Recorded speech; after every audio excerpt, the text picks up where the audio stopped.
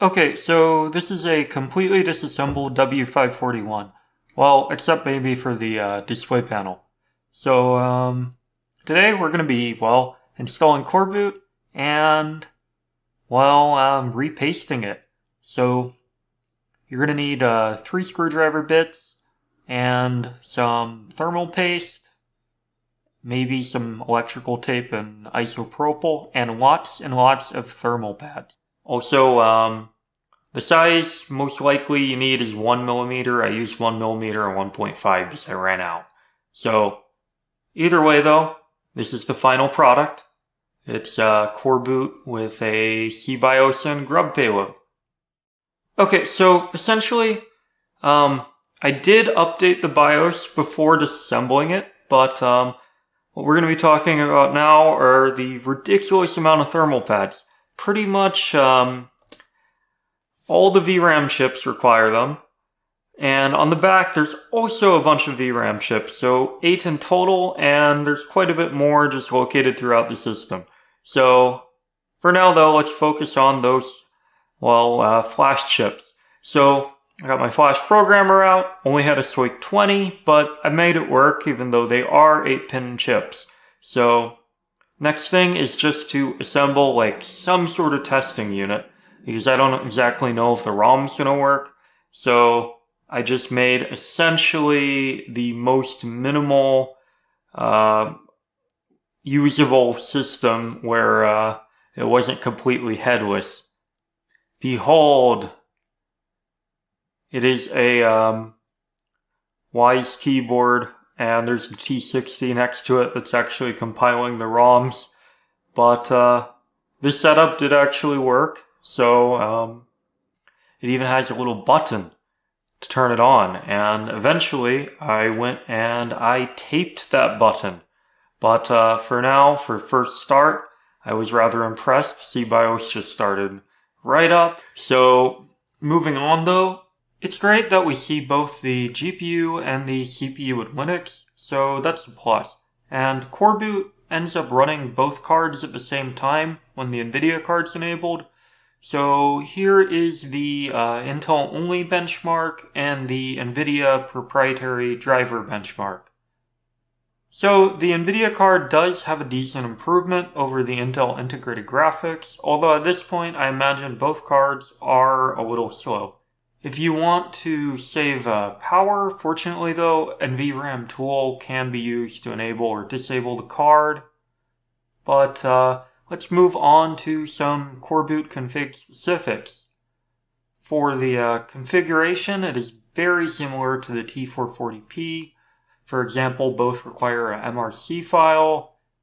I also tried including a VGA ROM with vBIOS Finder, which is a pretty cool project, but in this situation, it was unnecessary and didn't return good results, mainly with the NVIDIA GPU not showing up at all.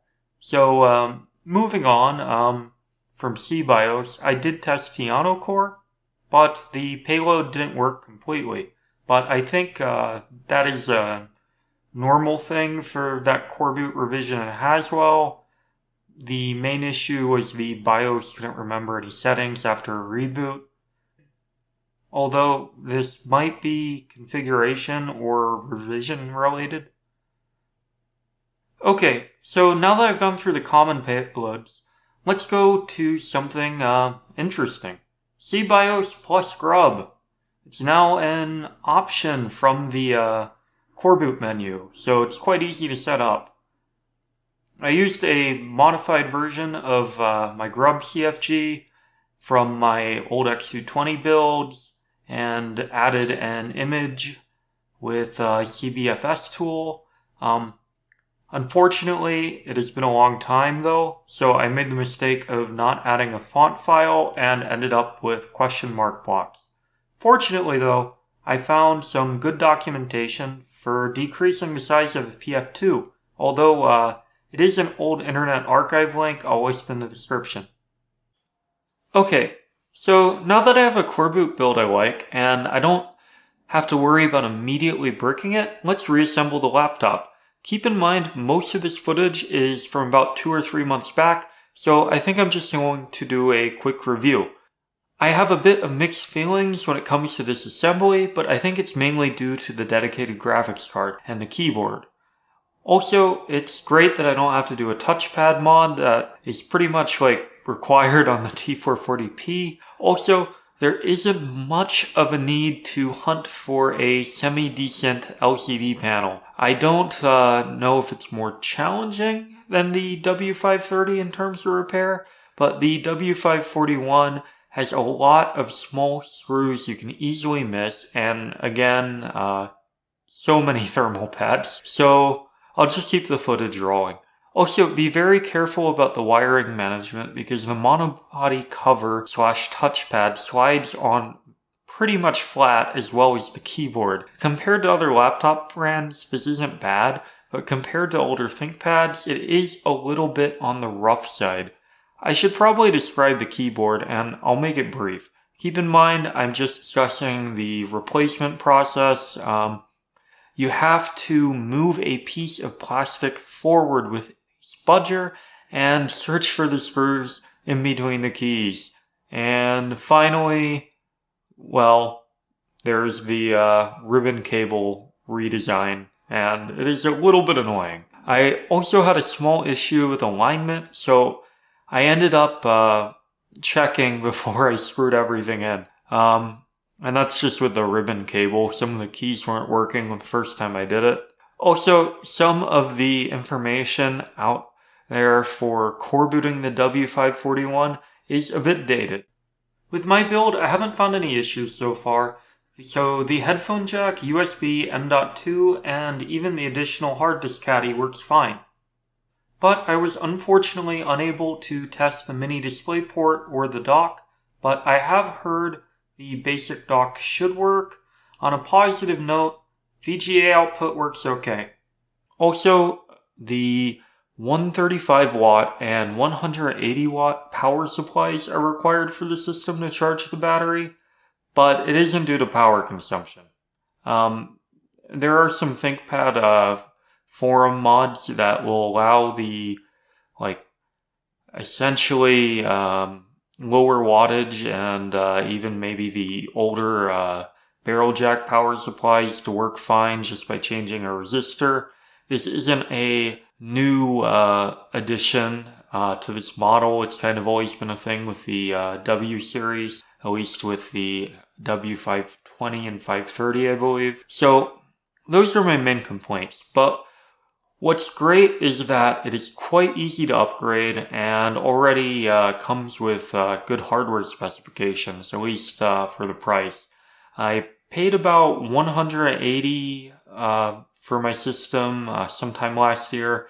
Came with a 256 gigabyte SSD, 16 gigabytes of RAM, a 1920 by 1080 display, it's TN though, and a quad-core processor.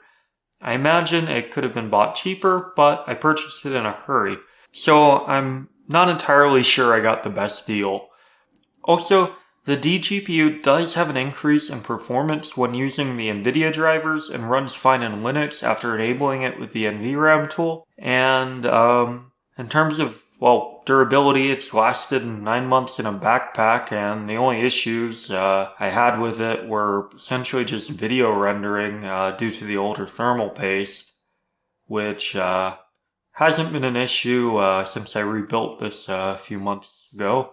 Okay, but recently, though, I checked on the quad-core i7 mobile CPU prices, so I feel like a T440p could have been made to similar specifications, minus the dedicated graphics, and with a similar amount of money. So I would consider that. And also, though, last time I built a T440p, they were quite a bit expensive in terms of processors. So I ended up buying an E-Series 540, swapping the processor over with some cheap i5 I had laying around and selling it on OfferUp to get a $50 i7 quad core, but that was quite a long time ago. So that might have influenced my original purchase decision. Overall, good laptop. 8 out of 10 as a desktop replacement. Heavy out of 10 in terms of carrying around with the 180 watt brick. Also, here's it booting up Windows weird, but that's mainly my Coreboot ROM. Peace, and have a good one.